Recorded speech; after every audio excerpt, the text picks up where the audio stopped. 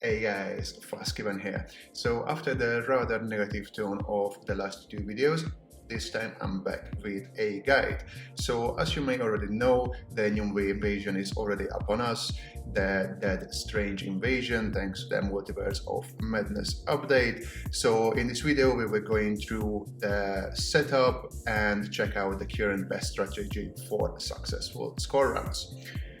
So similarly to previous invasions, you can achieve the best results if you team up with 3 other players who basically will do no damage, but rather just buff you wherever it's possible and maybe help you with some of the stages which makes more sense to do with multiple people, like for example the guard break stage of the last Magneto invasion.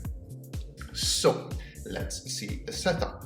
Similarly to Magneto, you need a supervillain set and a guard damage set, but fortunately no need for a trash kill stat, as finally it's another invasion with no mob waves. That is definitely good news.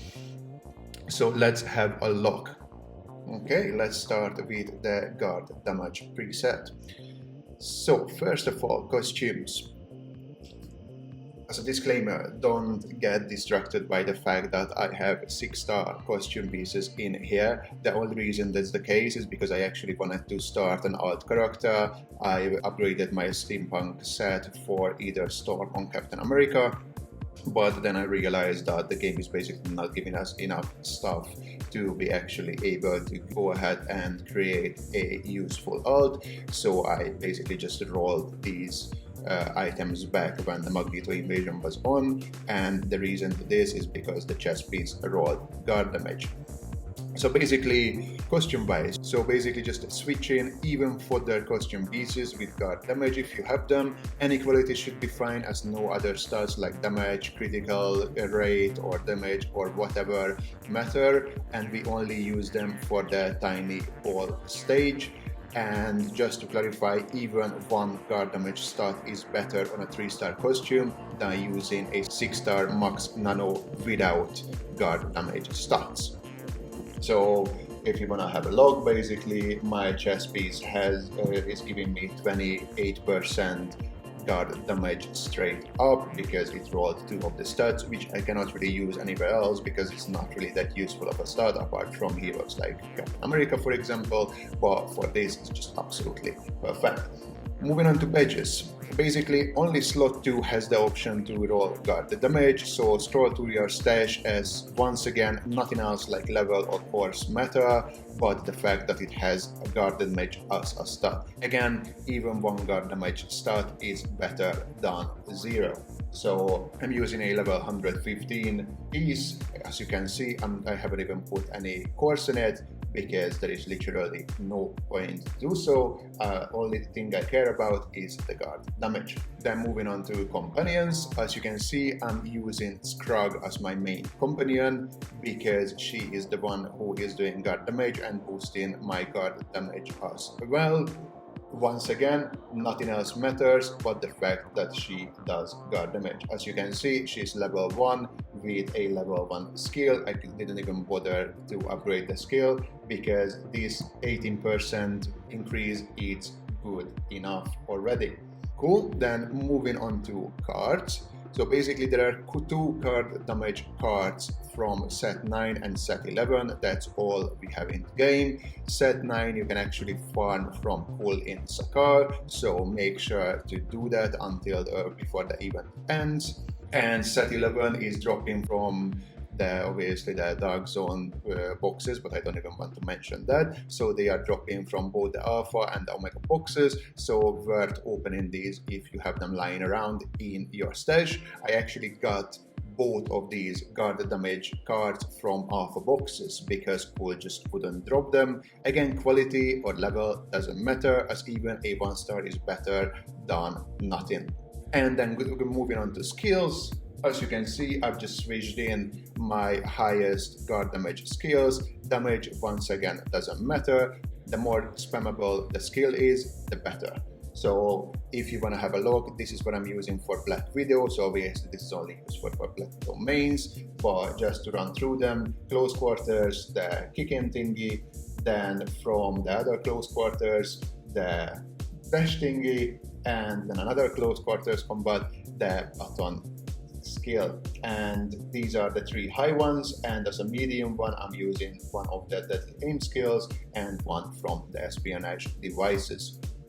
Just to mention, in this one I have not actually switched in my specialization that boosts the guard damage of the close quarter skills, because there is not much point. To be fair, in the Magneto invasion there was, because obviously Magneto has taken a much longer time to be taken down compared to these tiny balls. So obviously for this one it does not really work to sacrifice a specialization that boosts your damage output for something that only used for one stage.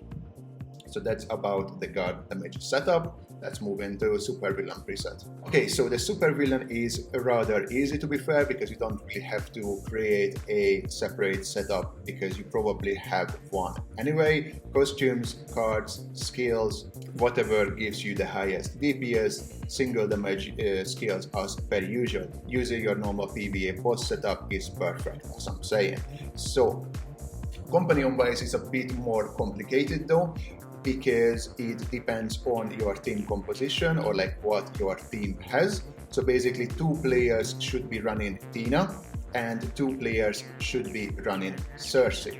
So basically the setup depends on who has the highest skill levels of these 2 companions. So basically whoever has the 2 highest skill level Tina should use Tina, and whoever has the 2 highest skill level Cersei should be using Cersei. And we're gonna go into how to actually pop them off later on when we are going through the actual tactics. That's it about the presets. So let's see, what do you actually have to do before you start the run. This is the one super important thing that you have to make sure that you turn auto counterattack off, I said. Because in this case you're gonna be able to switch your presets much easier, because obviously if the auto counterattack is on and something attacks you, your character just goes ahead and attacks back, which would lock your presets in.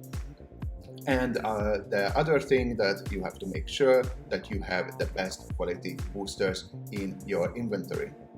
Okay, so now you have your presets ready to go, your auto counterattack is off, and you have your best quality boosters in your inventory. We can start talking about the tactics for the runs. One thing we need to establish is what I mentioned previously about the companions that we're going to talk about when we are talking about tactics, is that there are 2 Tinas and 2 Cerseis, right? So whoever has the higher skill level Tina is gonna be called Tina 1, and whoever has the second highest is Tina 2, and the same exact thing with Cersei. Whoever has the higher skill level Cersei is Cersei 1, and whoever has the second highest is Cersei 2. Easy enough, right? So let's see. When you are entering invasion, or whatever is it called, entering battle or whatever, the boosted person should pop their boosters so they don't have to waste time when they are already inside the run. So phase 1 is where we're gonna be fighting these octopus balls, and part 1 is the big ball. So player with Tina 1 dashes forward and summons her in between the animations, so by the time the boosted person can attack, the buff from her is already off. In between animations means that there is like a slide, very tiny window where you can click a few buttons, so a dash and a summon skill definitely is in it, so try to do that. As you saw in the screen, this is how it looks. Then the boosted person goes all in on the big ball to take it down to the half of the 2 times HP when these tiny balls became aroused. And in the meantime, while the boosted person is taking down the big ball, the boosters switch to guard damage preset, or if none of them are Tina 1, then they can just start the game on the guard damage preset. So part 2 are the tiny balls. So it's slightly different for stages 4 to 5. and for stages 1 to 3. So let's see like first stages 4 to 5.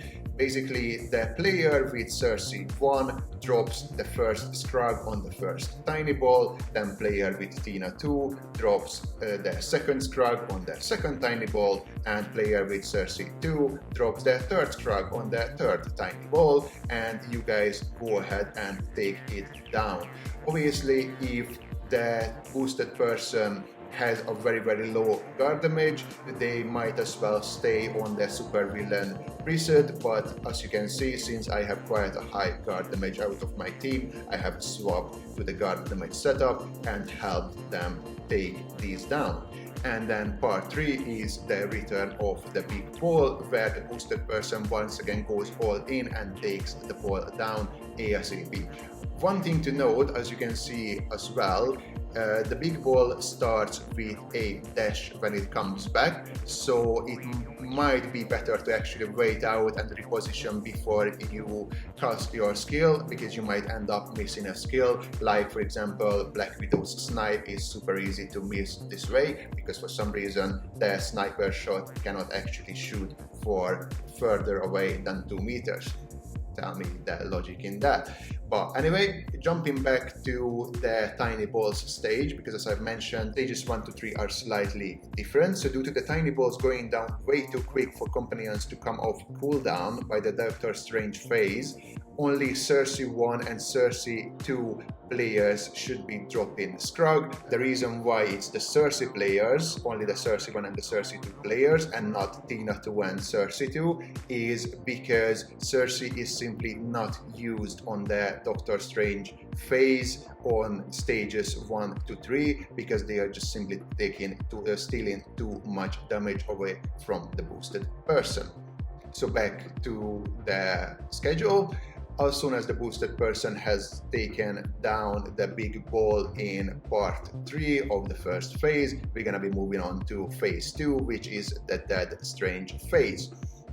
So in stages 4 and 5, since there is like no real animation where we can spawn Tina in between of, we move on to the Doctor Strange and spawn her there. Player with Tina 1 drops her next to Doctor Strange as to try not to steal damage off the boosted person, or in the meantime the player with Cersei 1 drops her on Doctor Strange, and then the boosted person goes all in. Then we're gonna go into a rotation where first companion buffs or and debuffs end. Player with Tina 2 drops her next to Doctor Strange, yet again us to try to avoid stealing damage, and the player with Cersei 2 drops her on Doctor Strange, same exact way. So for high damage output players, it's probably better to wait with second companion summons for after the pentagram stage, because otherwise it would be wasted. So for example, as you can see, I've taken Strange to the pentagram stage rather quick. So obviously in this case, if they have popped it off straight away as soon as the first Tina buff have come off, then probably half of that Tina buff would have been wasted, and as you can see, it wasn't really needed anyway. Then the pentagram stage. So that is basically a stage which can be skipped. As you can see on the footage playing above, I randomly partied up with the top 1 Captain Marvel of my server and also 2 rather nice Captain Americas, and here we actually managed to skip the pentagram phase entirely, even though we were running a stage 5. So this is done if you manage to get Doctor Strange stuck in animation and you melt down his HP in the meantime down to two times straight away, because the pentagram stage starts at 4 or 3 times HP, so you need to be rather quick. But in case it triggers, because obviously there are not too many players who can achieve this, and it is even harder to achieve in a single boosted run, because I think like it happened in in this round with the Captain Marvel, because we were both going all in rather than just one of us doing the damage how you would do in a boosted run. So in case it triggers, all players basically just move to one Doctor Strange clone, which you should probably prearrange who takes which spot to take them down ASAP, and obviously as soon as you've killed your own, move to the fifth one that didn't have a player on it, just to minimize the time wasted on this phase. Make sure to everyone take a different one. This is like very important, because obviously if you are grouping on one and then both of you are just moving on to another one, there you end up with two clones not having a player on them, which just basically wastes a lot of time. Then as soon as you have taken down the clones, Doctor Strange comes back, and once again the boosted player goes all in to finish off Doctor Strange. As in the previous phase, stages 1 to 3 is different to stages 4 to 5. In most of the cases, you're not gonna be needing to use Cersei, because she is just stealing too much time, and also probably you're not gonna be needing two Tinas either, apart from lower damage players. So basically the player with Tina 1 just pops Tina off at the start of the phase, again summoning her at a distance from Doctor Strange to avoid stealing damage, and then the boosted person should be able to kill Strange with 1 or 2 skills. And yeah, that's it. Hopefully this guide is gonna be useful to you. Let me know how did you guys get on, what's the scores that you managed to get. Also, if you feel like you can comment the highest score of your server currently, so we can kind of compare how is each server getting on. And also on the screen is the summary of the guide for your screenshotting needs. So yeah, that is it for this video, guys. If you found it useful, please drop a like, don't forget to subscribe, and catch you guys in the next video. Peace.